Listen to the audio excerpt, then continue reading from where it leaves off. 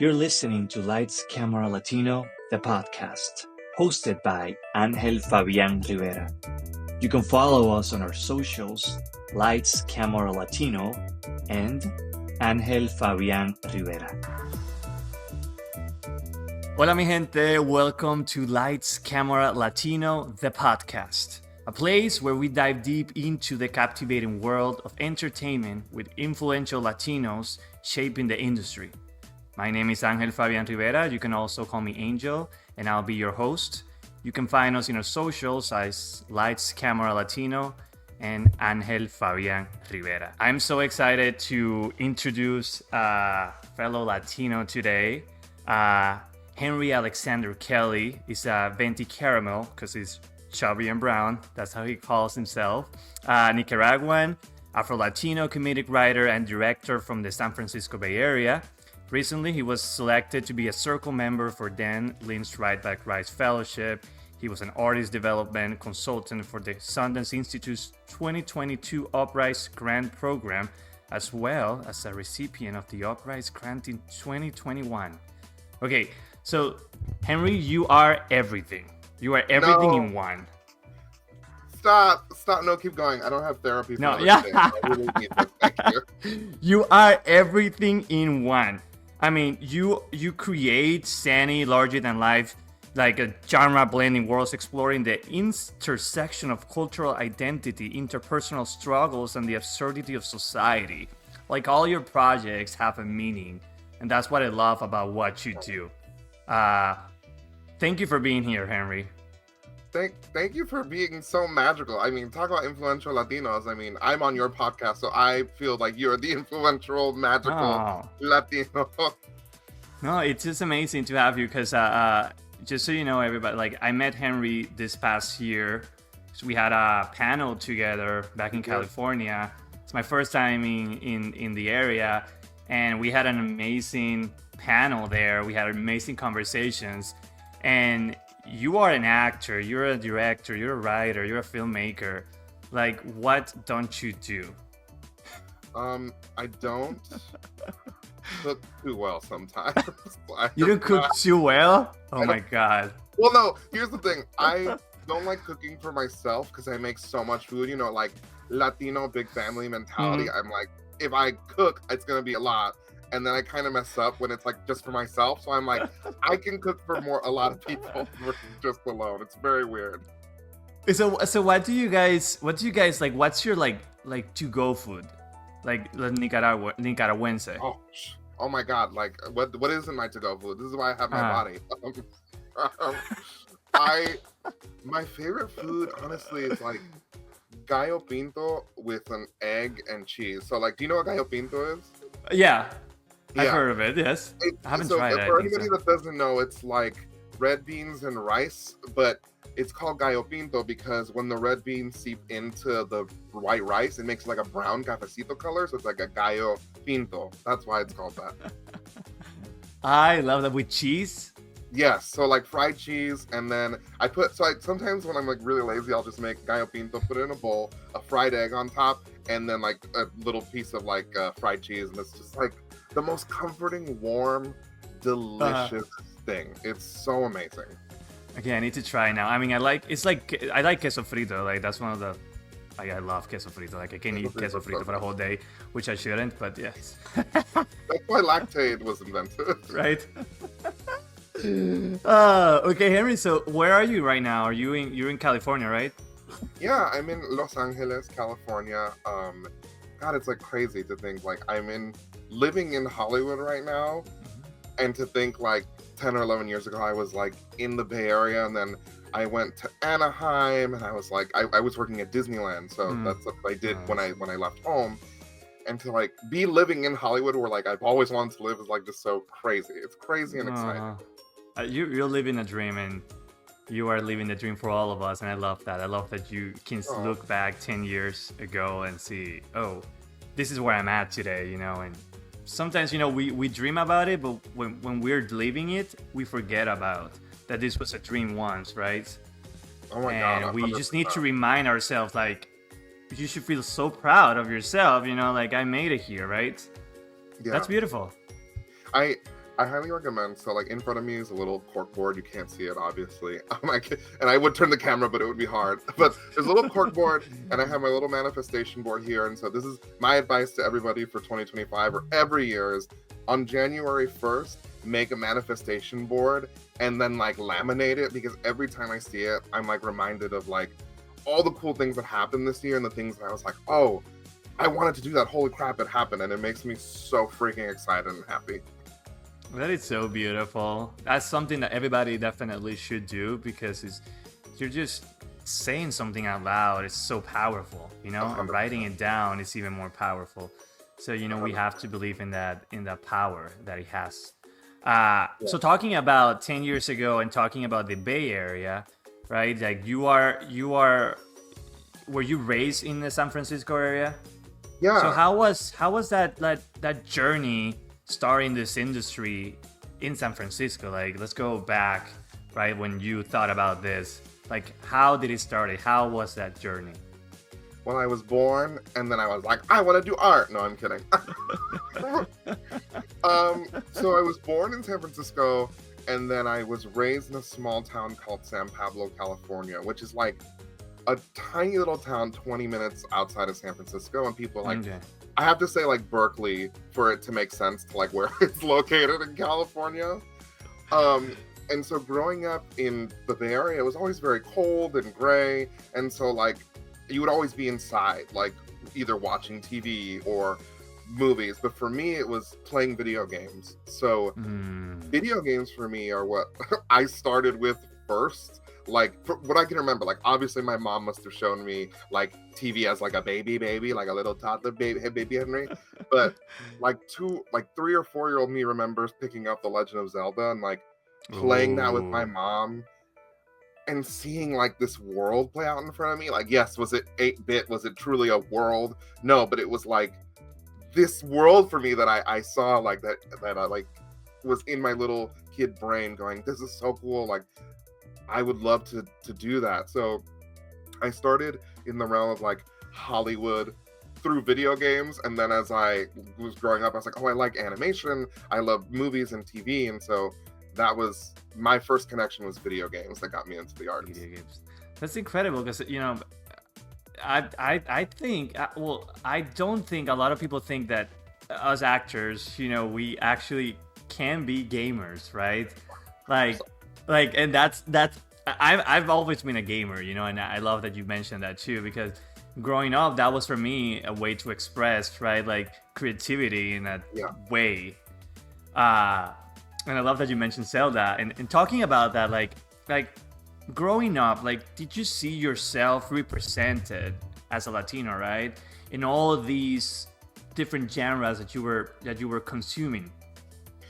Do you know what's really interesting is like, I would watch telenovelas with my mom, and so growing up in San Pablo, like being Nicaraguan, like we would go every summer to Nicaragua, like for 3 to 4 months. So like I learned Spanish over there. I learned how to read Spanish over there, and I would watch like the Latino shows, like the telenovelas. But I found it fascinating that like Pokemon in America and in Latino America, just the language shift.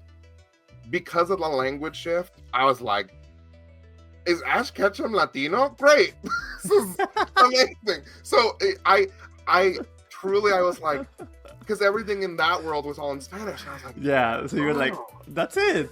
That's it. Yeah. So but then coming back to the States, I was like, oh, but when we're here, everything is played like we're drug, like the cartels were like a maid. And I was like, well, back in Nicaragua, yeah, like, this would make sense. Pokemon trainer, and I think I can be that too, you know. So that like, and both in English and in Spanish. So I think to me, it's like seeing all that in Spanish and English made me go, fuck, we could do whatever the hell we want, like period.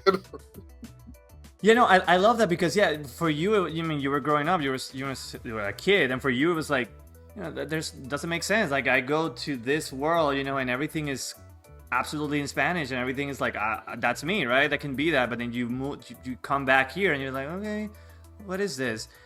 How did you think? Like, when do you think you realized that it was all like made for it, right? Like it wasn't real in that term of like Latino stories are not Oh told the yeah. way that they're supposed to, right? I think for me, like seeing, how can I explain it? This is like, I'm trying to say this in like a way that makes sense. So my brain is just kind of like, ah. I think for me, like I've always felt represented with characters that aren't Latino, but that are nerdy, that are like very shy. And it's like, well, I can relate to all these essentially white characters on TV. Like, it's crazy to me that like the opposite isn't true. And that's not because of our own like mindset, because we've existed in this world and like and see what's happening. So it's like, yeah, we can now make those decisions to be like, I'm going to create and represent something that's authentically Latino, or in my case authentically Nicaraguan, because we're all, you know, different. And I think for me, it's not that I didn't see myself, but I didn't see Nicaraguans per se. Does that make sense? Like, Yes. And when I would see Latinos, like it wouldn't be like how my friends are in real life, or like my family, like and other strangers. I was like, not everybody is like a drug cartel person, gangbanger person thing. It's like, no. Does that make sense? I'm trying to like. It totally makes sense. Like for me, it was you know that again, like I consume a lot of telenovelas, right? Like growing up in Puerto Rico. Yeah. But I grew up there, but I grew up so close to the States as well because of that relationship. But for me, it was like I grew up with these Latinos, right? But even watching telenovelas, I was like, this is not my reality. This is not like how my family would act, right? Yeah. And it was that too. And obviously, moving to the States, I realized everybody thinks we're all one, right? And that's the biggest problem.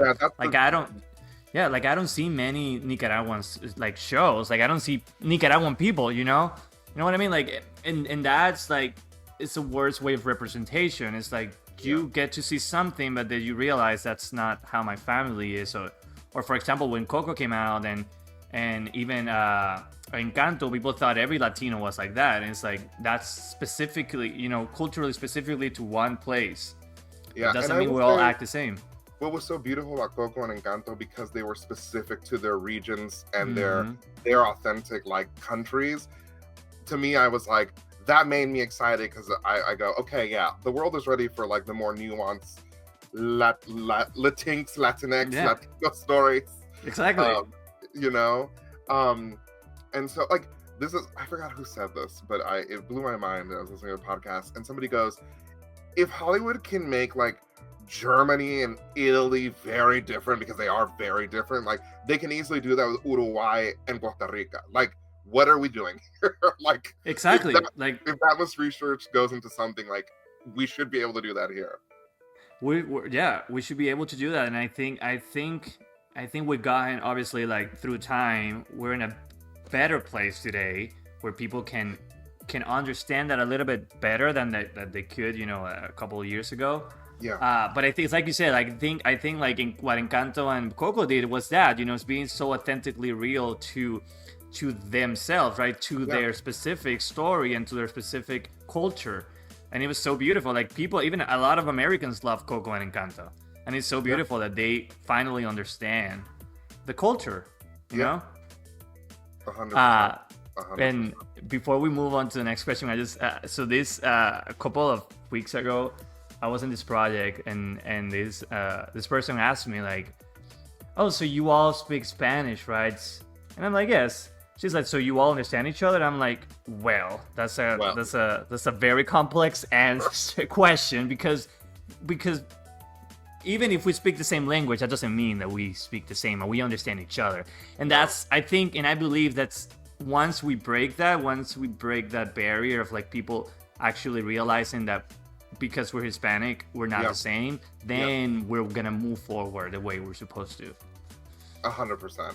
Also, like even within our own cultures, like in Latino America, they speak Spanish, English, French, Aztec, Mayan, Portuguese, you know? Yes, just like all these different languages and things. So it's I'm done with the blanketing. I'm like, we're gonna do our crazy, ridiculous stuff, and it's gonna be authentically us, but also authentically us as individuals. Like, Exactly. there are some stories where, like, it's still a Latino story because I freaking wrote it. 'Cause Exactly. That's it. that's what, What period. else do you Like, want? what else do you know? Like, that's what it is. It is what it is. Yeah. Because on the other side, like people expect us Latinos to do projects very Latinos, right? And you know, in the way that is supposed to be like very specific, but it's not. Like we can just tell a story about a doctor who happens to be Latino and doesn't have to do anything with where he comes from. You know, he's just a doctor, Yes, right? 100%. Like the Bay Area, I wrote this pilot called Shelter, and it's about me growing up with my family, like all this stuff that's happening from like a junior year of high school till like sophomore year of college, community college. That's my exact journey, right? Mm-hmm. But the Bay Area is so multicultural, has so many people from all over. So like, I'd hang around with like my Filipino friends and their family, and it would just be like this. It's this beautiful difference, but also felt very cozy and like the same, because at the end of the day, like people just want to connect and like share their food and their culture and share their values. And so just because we're like different doesn't mean we're not the same in those regards, you know? Exactly. And that's the other side of it. You know, it's about being different but being the same. But it's like, Yeah, but it doesn't have to. You know, we're all different in our ways, and that's the yeah, beauty of it. And we should understand that nobody's the same. Nobody's gonna be the same as someone else. You know. 100%, I love 100%. that. Okay, so let's move on to like how you started. Okay, so you do all these things. You know, you grew up in San Francisco, and you know you saw all this happening in the media. When did you say, "Oh my God, I'm gonna start doing this. I'm gonna start doing this"? And how did you start? Did you start as an actor? Yeah, so I started in high school as a theater actor. It's just like, it is what it is. I was like, I watch Glee.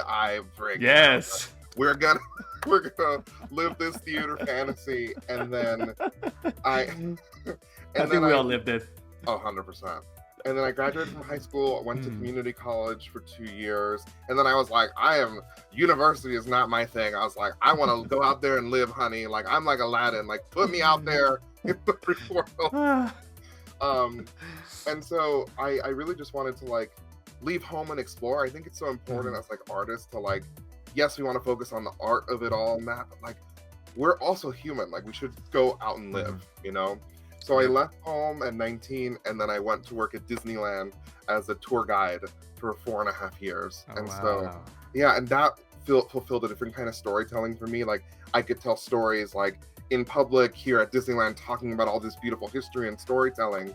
And then after 4.5 years, I was like, well, I saved all this money. Let's go and do the acting, writing thing. And so I left and then moved to LA, and it's just been a magical journey of like acting, writing, and now directing. So, Well, how long you been in LA?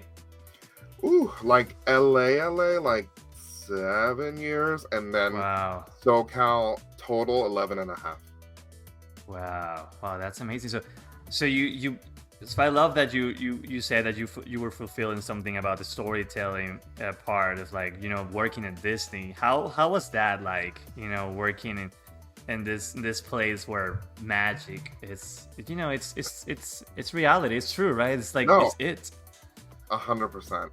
I think for me, I've always wanted to work at Disney when I was like younger, and so to have been like a tour guide was like one of my main things. I was like, one day I want to be a Disneyland tour guide, and the fact that it happened, I was like, this is crazy. And I had this really funny moment where I was like talking to someone, and I was like, Walt Disney probably never thought that like brown and black people would be telling your stories, but here I am, because everybody wants to tell stories. And so it was really magical to like be there and connect with like so many people from all over. And I would get so excited when like Latino families would come in, because like I would then speak to them in Spanish, and it was just like, oh, somebody is here who's like a storyteller. And then if it was a Nicaraguan family, they'd be like, oh my God, what are you doing here? How did you end up in this position? I'm like, I think, you know, that excites me. And I think it's that back to like the representation of it all. It's like seeing somebody represented in a way that's like fun and like fun and magical. It's like you do get like like you light up and you're excited. So seeing like these kids come, you're like, oh my god, I thought like Henry, I thought like el guía turístico Henry, like Ah. made me really excited. And they were like, one day I want to be a tour guide, and I was like, okay. Like we like walk backstage and start crying. Like it's so exciting, you know. That is a beautiful, you know, that's beautiful to remember, you know, because I always, like we were talking how we were talking before about, you know, looking back and realizing what you've done, you know, and where you are now from where you were, and you know, like touching someone's heart like that is just so beautiful, you know. Like as long as you touch one person's heart, I think that fulfills our duty, right? As creators, as storytellers, that's what we're here for, right? And that is beautiful. Was that the same? Was that the same time that you started writing as well? It's so funny, when I was working at Disneyland, I was working so much, like it was just like nonstop. Because being a tour guide, you're kind of on call, and like I really love touring people, and I love like talking to them and doing this. So I didn't start writing until after I left, and then funny enough, I got a job at Paramount Pictures in their tour department and like call center, and so I had more time there to like really get into writing. So I started writing like one-act plays, joining like small community theaters to like present my one-act plays. And then the thing that was first presented was this, oh my god, this Salem witch trial lesbian comedy I wrote, where it's like these witches aren't witches, they're just lesbians. So it's like, because why not? Because, you know, and it's like I had realized, I was like, oh, I love writing crazy zany stuff that's like kind of related to our modern sensibilities, but connect us back to something that happened in history. Like I'm a big history person. Like I love reading about history. Like before I wanted to be an actor, actually, and all this stuff, I wanted to be an archaeologist like Indiana Jones. Because why not, right? Because because it's fun, right? Because it's fun. But then I realized, like, oh, you don't get to you're not on adventures. You're just using a toothbrush, and you're like, oh, make sure these bones don't get messed up. You will be more of a Ross from Friends, you know? 100%. 100%. I'm like, and then I realized, oh, Indiana Jones is on a set making up these adventures. Sign me up for that. But hey, you can do that too, you know? Hey, why not? That's the beauty of storytelling. You can become anything. I love that. So you started writing, you just started doing all of this. What made you step into the directing part of it, you know? Because I know a lot of writers love to direct their own stuff, but what do you do? For me, so the first thing I ever directed was the short film called Chuck and Fern that I finished last year, 2023, and I had originally written it as a play in 2019, and then we put it up as a one act, and then the pandemic happened, and I kept going back to it going, I would really want to see this as a movie, and I think it would work. Like, I really think it would work. And so in 2020 to 2021, I started like re-editing it, and then I was like, oh, I think I'm the only one that can direct this. Like, in terms of like, I really want to direct this, and I want to like try my hand at directing. And it was just such an exciting thing that I was like, oh, it's happening. And I kept seeing like visuals and visions of like what the movie would be, and that made me confirm like, oh, I have to direct this. I have to do it. And it's been the most amazing, fulfilling journey I've ever had. Truly, like, to work like movie making is such a connective art form. Like, when you see all those credits, people just see like names, but it's like there are people that are attached to these names that like gave a piece of themselves for however many years or however many months to create this with a director or writer. Like, this movie wouldn't exist without everybody I worked with, you know.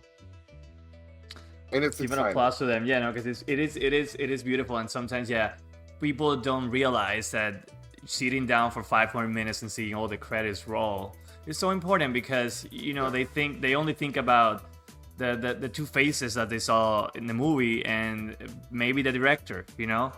Yeah. Maybe.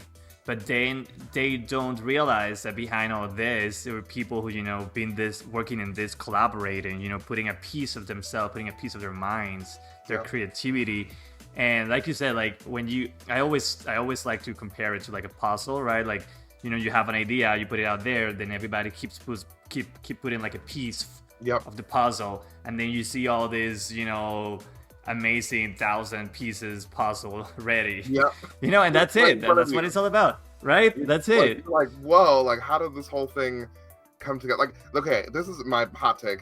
I hate the idea of like the auteur, like I'm a torture director, writer, I have to control everything. Like, no, what the fuck? No. Get out of here with that. Like, Yep. I want to have fun. Like, what's your idea? Oh, you want this bird to fly over there in this scene because it adds to this character? I love this. That's funny. That's good. Exactly. That's what it is, and I love that. I love when everybody gets to put a piece of themselves, you know, Yep. in the project. You know, I hate that too. I hate when you have one person trying to lead, not even lead, you know, because I won't call that leading. You know, Yeah, no. I call that like micromanaging. You know, Yep. it's like telling you what to do. It's like, okay, tell me what you want, right, and I'll tell you how we can make that happen. You know, and Yep. that's what it's all about. Also, like, fun fact, if you as a director are like, you do this, girl, I as a director, like, I get to chill for a moment, and this person is gonna do the thing, like Angela Bassett, and that makes it more fun because I get to focus on like, okay, there are these things I need to focus on. I'm so happy that we hired this person to focus on this thing because this is the thing they love, and they're gonna take it to a whole nother level. Exactly, and that's what it's all about. So talking about that, let's talk about Chuck and Fern. Like, I know this project has been going around for a while, so can you tell us, the audience, what it's about? Yeah. And what has happened with the project? 100%. So, Chuck and Fern is a fantasy video game comedy where our hero Fern and our reluctant D-list villain Chuck just want to go about their program lives. Like, they're stuck on level 1. They're like, please get me out of level 1, until they realize that beyond the screen they're stuck because the little boy playing the game lives in an abusive home, and so they realize like we need to help this kid out. So it really is about like how video games can inspire you to change and how they can affect you in such positive ways. So it's like funny, and then you're like, I'm crying. And it's like boom. So that's beautiful because you are. I must believe that this plays an important role in your heart because as we were talking about, you know, how you got into this world of storytelling was through video games, and finally making a project that plays, you know, the video game part plays such an important role in it. How does that make you feel? How was that, putting that out there and then sitting down in a theater and watching it and being like, oh my God? Do you know, I think there are two moments in this process that really will always stick with me forever. And the first one was casting the little boy in the movie, who's essentially like a representation of myself. Grayson is so amazing, and I love him so much. This is his first time being in a movie, and I'll never forget his mom read the script and texted me and goes, now I know how my son sees games. And to me that was really beautiful. Okay. Because games are such a high art form and a way to like disconnect in like a healthy way. I think people should realize that it's not just a way to like disconnect to be like, hey world, like I don't care about you. It's a way to be like, I'm hurting in the real world or something's happening and I need a place to like be myself. And that's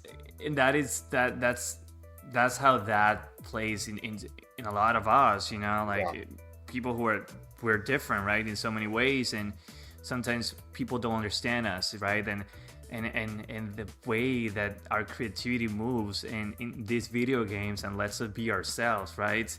It's so beautiful, and you should be proud because you not only are telling the story, but you're also retelling the story through a kid's eyes who also is going through this, who also is gonna grow and look back and say, oh wait, I was part of telling this story.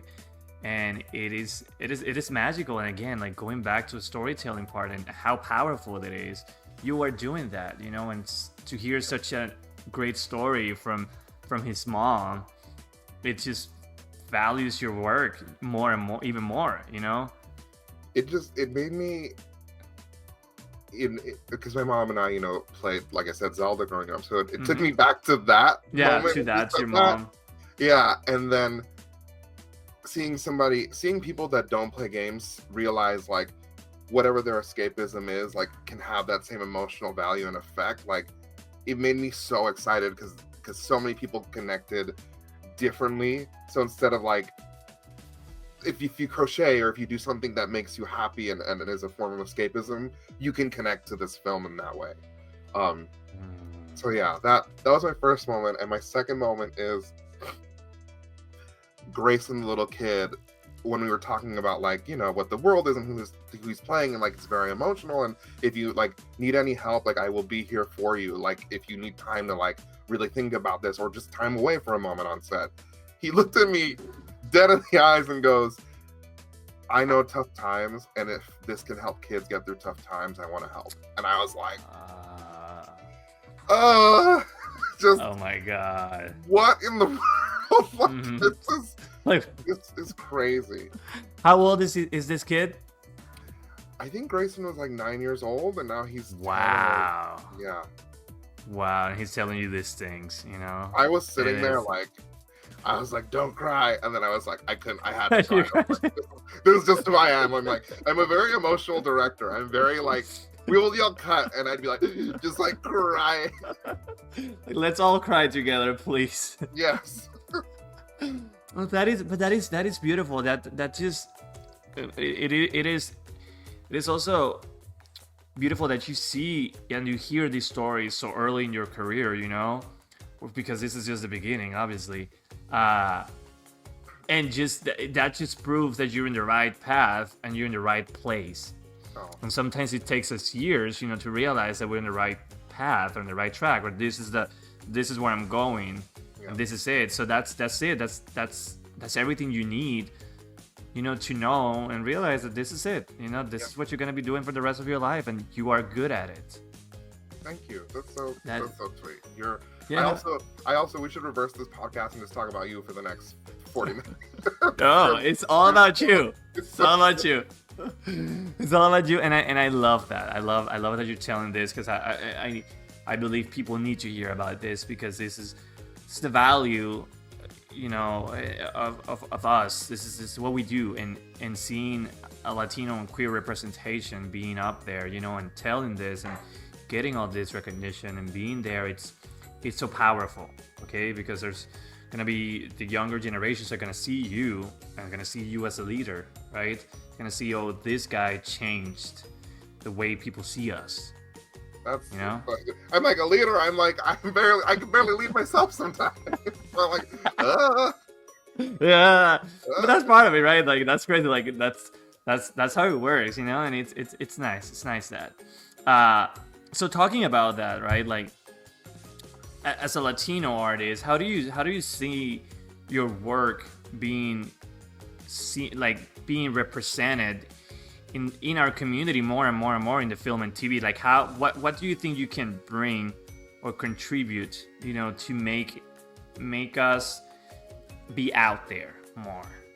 I think what's really exciting, and I don't know if you feel like this as from the acting standpoint, is when I go into auditions, like I now see different cultures, races, and body types for roles that like we would not have been called in even like 10 or 15 years ago at all.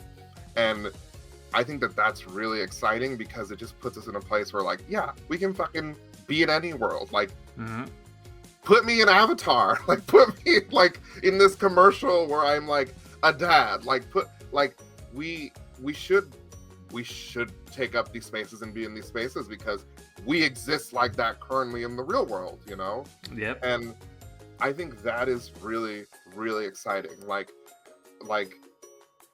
we shouldn't just get relegated to like niche things. Like Latinx people should be in mainstream 4-quadrant huge things, period. Like, and we're seeing that happen. Like Pedro Pascal in The Last of Us, both a gaming thing with the Latinos. So exactly, Hollywood, exactly. Take me, yeah. Yes. And then having a whole episode, you know, dedicated to a queer story, Yeah. which was beautiful too, you know, to see that represented there. It was so, oh my god, that episode is so Yeah, that episode was amazing. Oh my god. So no, I think unabashedly, like, being ourselves and going out there and telling the stories, what I'm seeing is like people are tired and we're just like, fuck it, we're gonna do it, it's gonna happen.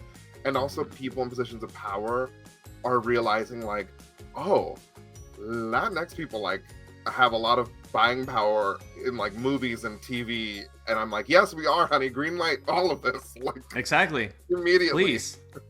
Yeah, and you said it, you know, you couldn't have said it better. Like, we are getting this project, we are getting these new things now, so I think we should take it now. This is the moment. I think, you know, we're in a right path.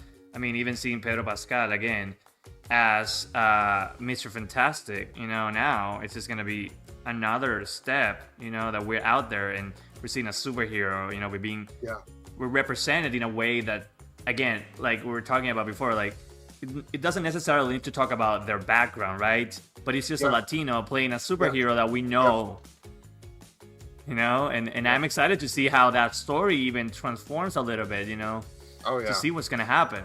100%, 110%. He's gonna be in Fantastic Four. Like, what? Like, amen. Exactly. Like who thought about, like, who even, you know, I didn't even thought about that. Yeah, like, he could play Mr. Fantastic. Like, it's like, what?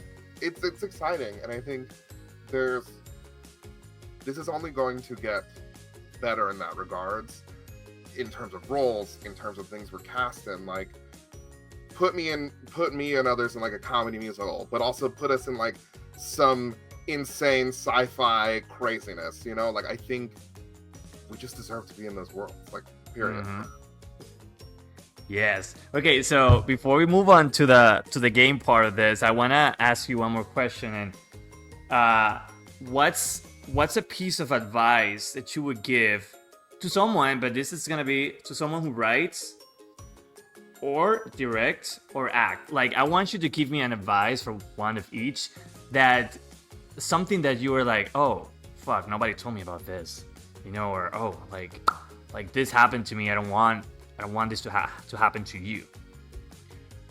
So you want advice for each of these things? Yeah, like one thing, you can say one thing, like, you know, this. I think for acting wise,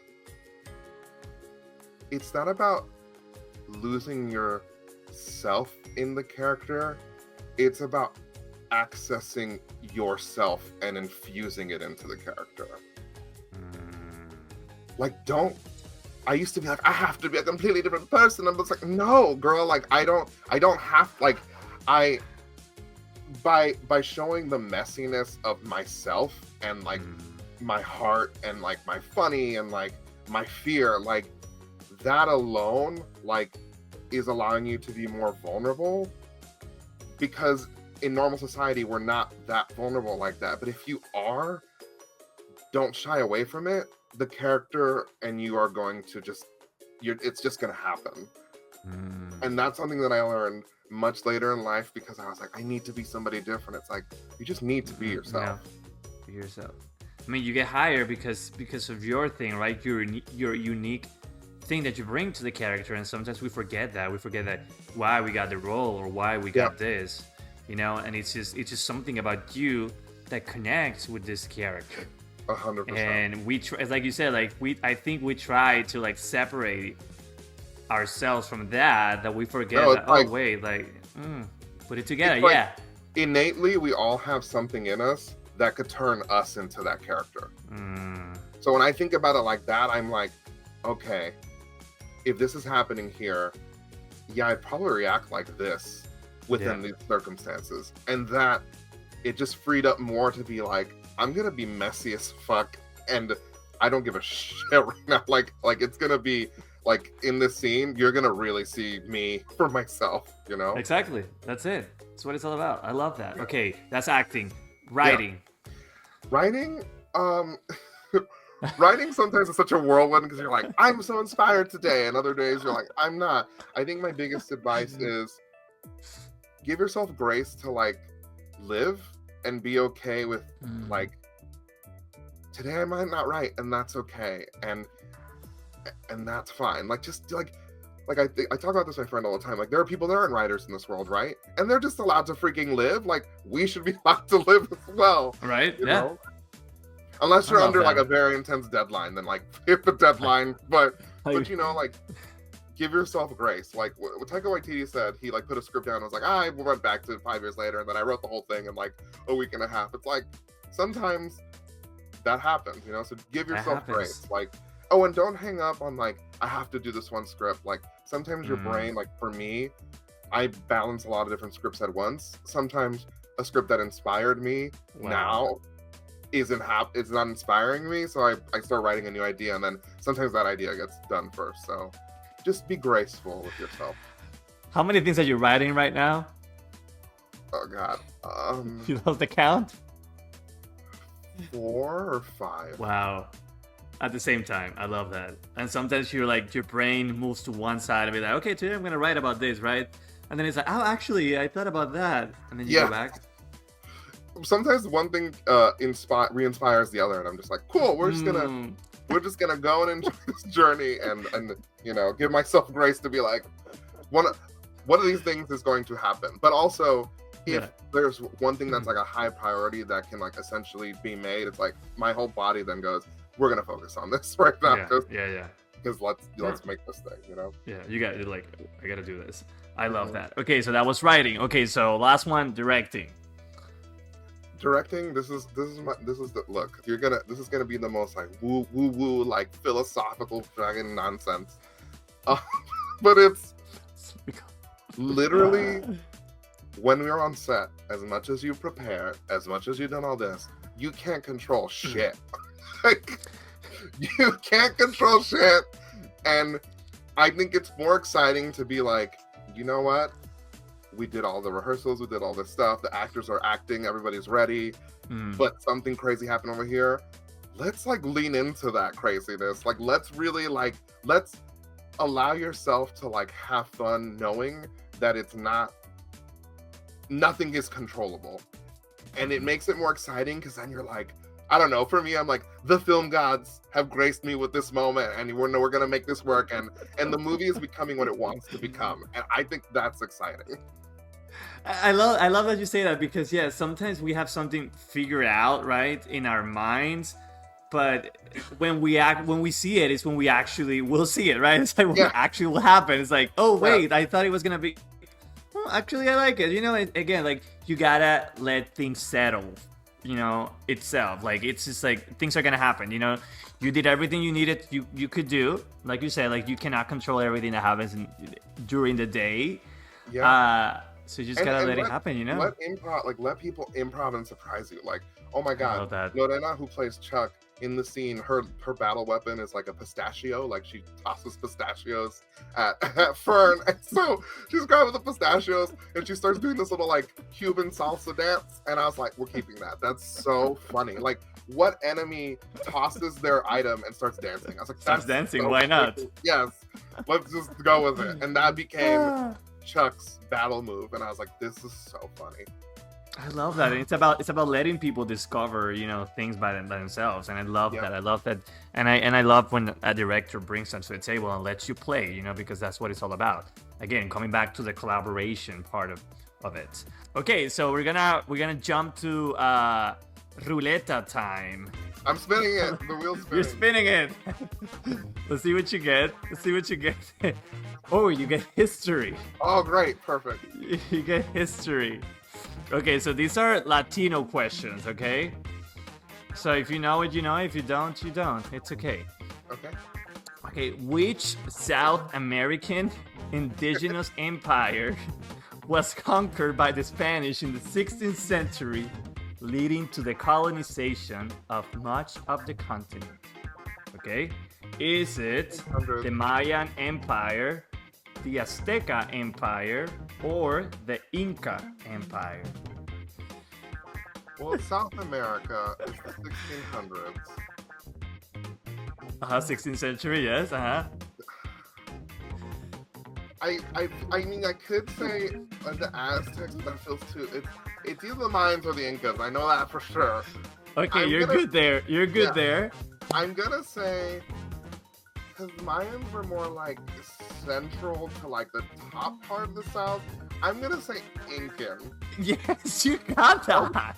See, I knew that like studying all this history would make sense. Yes. What? I'm literally What? writing an indigenous comedy right now that takes place. Oh, in you that are? country. Yeah, so it's like the research is hot right now. So it's paying, okay? Yeah. The research is paying. I love that. Okay, let's do this again. Let's see what other Is that the first topic time you get. somebody got an answer right for that history one. Right? Yeah, like people are not getting the history one right. I mean, it's hard. Okay, you got food. Oh my god, do I win food? Yeah, you got food. Oh my god, I can't wait to Uber Eats me this thing. Okay, so this question says, in what country did ceviche originate? That's an easy one. I mean, the It's either- ceviche, like the ceviche. The ceviche, yeah, the popular popular seafood dish.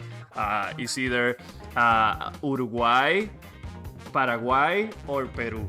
Peru.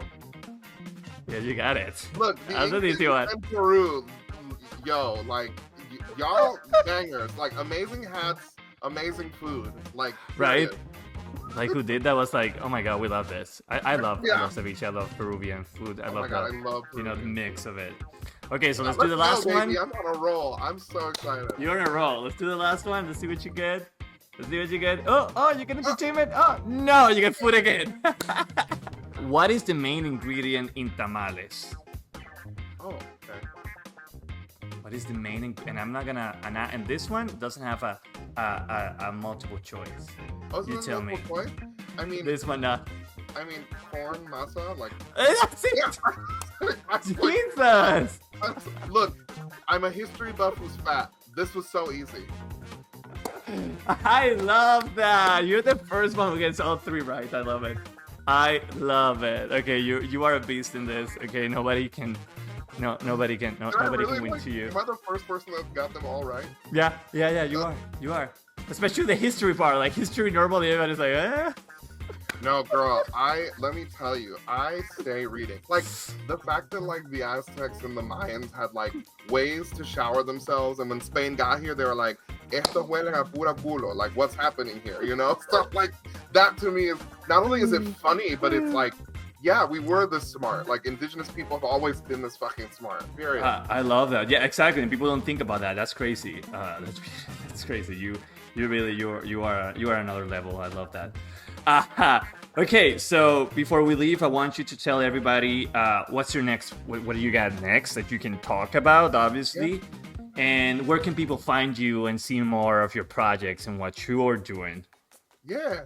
So where you can find me is at Henry Alex Kelly on basically Instagram. I'm really on Instagram, Twitter, X, whatever is gone, and no more Facebook. I'm IG girly. So at Henry Alex Kelly. And then what I'm working on next is I'm working on a lot of projects, but my main focus right now is this. Funny enough, Peru. It doesn't take place in Peru, but it's a capybara and a toucan animated series where essentially they live in like this very Super Mario Brothers-esque world. Oh. And then their world gets destroyed by this evil game data. And so in every episode, they go into a new video game genre trying to get back into their world. And so it's about, does a player one need to sometimes be a player one? And should they give space to player two? Like, should a player two should take the lead sometimes? And so that's the idea behind the series. I love that. That sounds fun. Are you writing it? Yes, we're writing it. Ooh. Well, I'm writing it. The pilot is done, and we currently just did a 4.5-minute proof of concept storyboard trailer that we're editing right now, and I'm so excited. I can't wait to share it. Oh, that's nice. I can't wait to see that. Yeah. Yes.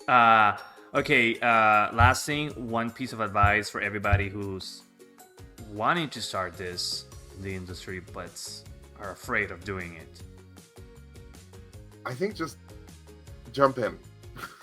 Jump in and like if you are in terms of like, if you love doing like writing or acting or directing, like find something in your community that has these resources, like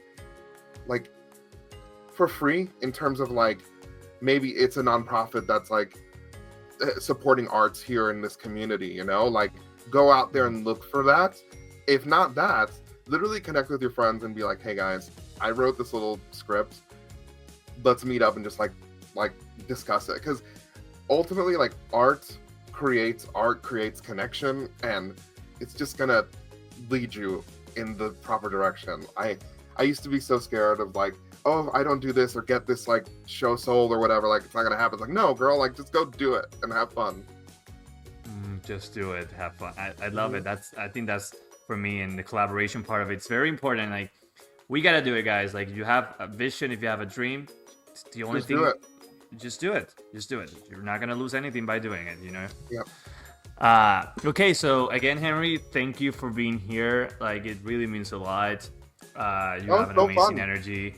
You're an amazing creator, and I'm sure everybody here got something from you. So thank you for listening to Lights Camera Latino, the podcast. Remember to follow us and on Instagram, we're not on TikTok yet, Facebook and YouTube, Lights Camera Latino. And when life knocks you down, levántate con más fuerza. Keep fighting. Hasta la próxima. This was Lights Camera Latino. Thank you, Henry. Woo! That was amazing.